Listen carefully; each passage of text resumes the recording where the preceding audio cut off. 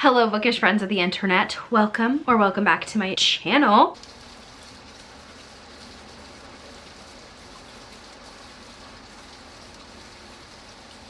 2023 has been wild. It's been a crazy year. I did have a lot of favorites this year, so I wanted to share with you guys my yearly favorites, like things that I've really been loving throughout 2023. I'm gonna have different categories and I'm just gonna talk a little bit about them.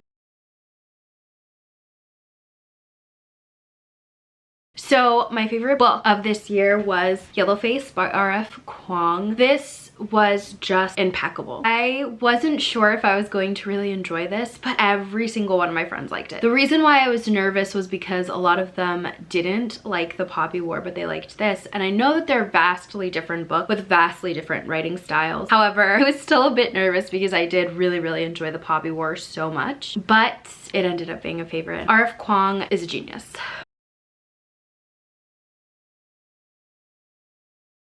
My favorite fan fiction of the year was Remain Nameless by Hey June 19. This is so beautifully written. The love story between Draco and Hermione is stunning. I really like this fan fiction because we see like the hard outer shell of Draco, but we also see how he's such a soft cinnamon roll inside. And him and Hermione, they bring out the best in each other, and that's honestly what I love about them so much, is that they're so different but they bring out a different side of each other that you don't see with other characters. This was a year of fan fiction for me. I loved Remain Nameless.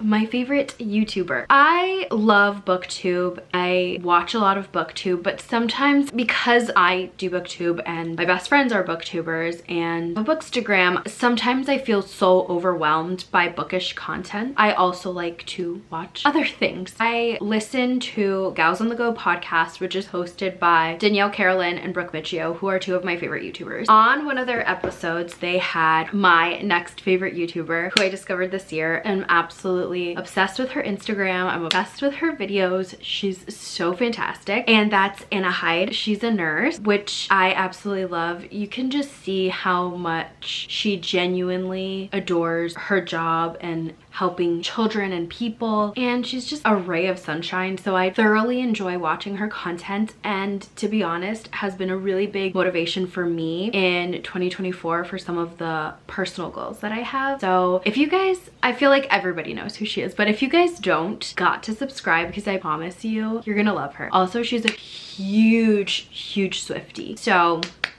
please go follow her. You guys know I love Taylor Swift. You know I'm a huge Swiftie. Please subscribe to her, follow her, tell her that I sent you if you do. I told Rachel that she would really like Anna, and I think that all of you guys would too.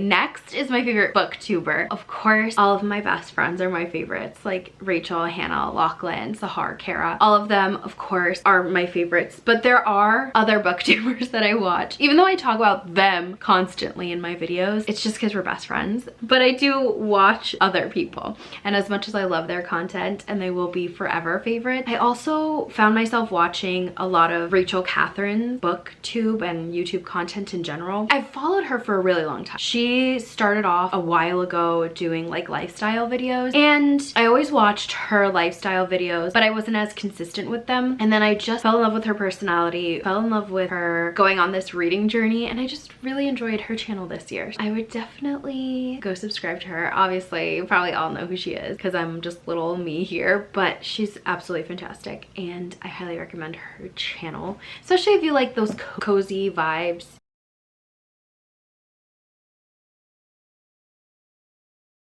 Favorite TikToker. TikTok has taken over my life, not a good way. But that being said, I did discover one of my favorite content creators, which is Brady Lockerbie. She is fantastic. Her sense of style, her like joie de vivre. She also talks about books, though I didn't find her when she was talking about that. I found her when she was talking about her tattoos. Her TikToks are really fun, straight to the point. She has great Amazon dupes. She has great fashion sense, okay? She's like encompasses kind of what I want my style to be. Go check her out.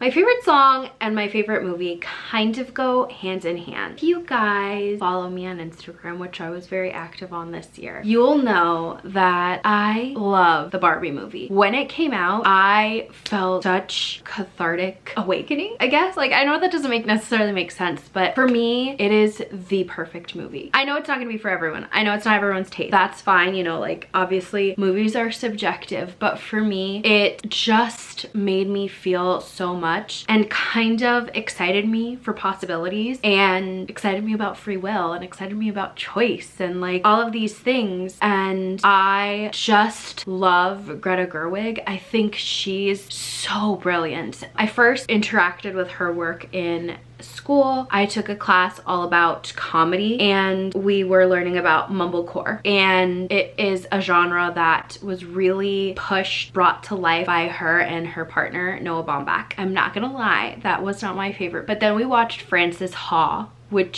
she starred in as well. Blew my mind. The mise-en-scene in that movie, the actors that were in that movie, the emotion that it evoked was phenomenal. I really, really enjoyed Frances Ha, especially when we were comparing it to Hannah Takes the Stairs. Fast forward, we get Lady Bird, we get Little Women, and then we get Barbie. She's just such a genius and it blows my mind. Like the fact that her and Noah Baumbach wrote Barbie together, the fact that she directed Barbie, all of her choices are so intentional. They're so smart. The movie just blew me away. The sets, the costuming, the acting, the direction was phenomenal. Ugh, it's just such a good movie. And honestly, it's my favorite movie of all time. Why I said my favorite song goes with that is I'm obsessed with I'm Just Ken. Okay, it's so good because I could say, obviously, like you guys know, I love Taylor Swift. I could put a Taylor Swift song there, but I'm gonna put the I'm Just Ken song because it's genius. It's so well written. It's so well performed. With that being said, my favorite artist, of course, for music is Taylor Swift. Hands down, forever and always will be. I know you guys know that. I know that. I give the same answer every year. She's my favorite singer. She's my favorite artist. My classroom is literally Taylor Swift themed. I like Taylor Swift. We get it, Cami. You like Taylor Swift. But I also listen to other music besides Taylor Swift. Now, is it 99% of the time Taylor Swift? Surely. But I also love Maisie Peters. Maisie Peters has the same kind of lyricism that Taylor Swift's music has. She's amazing. She has a great voice. Her song, History of Man, it kills me every time. Like, I literally have to watch the lyric video because I love just reading the lyrics that she writes. She's phenomenal. I also really, really enjoy Gracie Abrams. She has such a great voice. It's very folky and sounds kind of very alternative,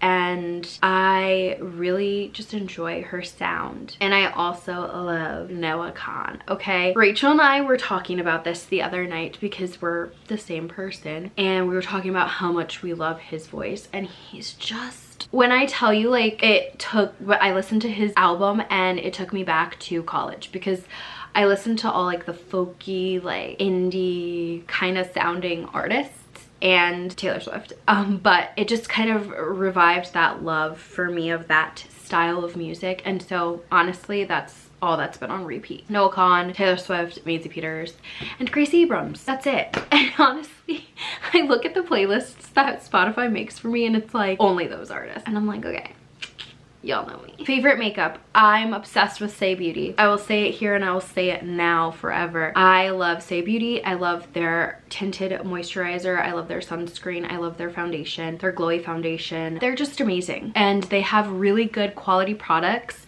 that are not super duper expensive, that won't break the bank. And I have had a struggle with finding things with SPF in it that don't give me a rash on my face. Say Beauty does not. The sunscreen is mineral based, which is my favorite product that they make. And the problem with mineral based things a lot of the time is you get that horrible white cast, and I literally look like a ghost. I look scary. And right now I'm super pale, but in the summer I do get tan, and so then it's like this white cast ghost and beautiful tan skin.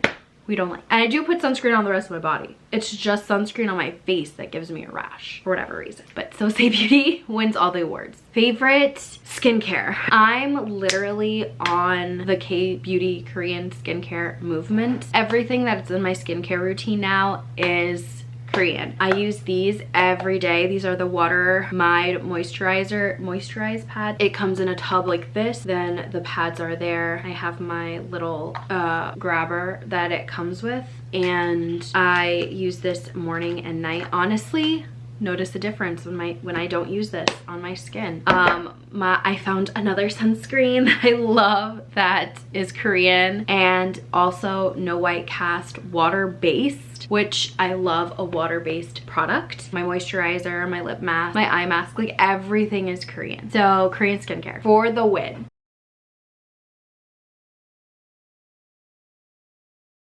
And last but not least is favorite moment. And I have two favorite moments, to be very honest. My first favorite moment is meeting my best friends to Minnesota. That was absolutely incredible. It was so fun. It was so good. I had so much fun, and I'm just blessed to have them in my life. And of course, going to the Taylor Swift concert. I will never forget it. And 2024, we're manifesting that we get to see her again. So thanks so much for watching. I'll see you next time. Don't forget, there's always time to burrow into a book. Bye.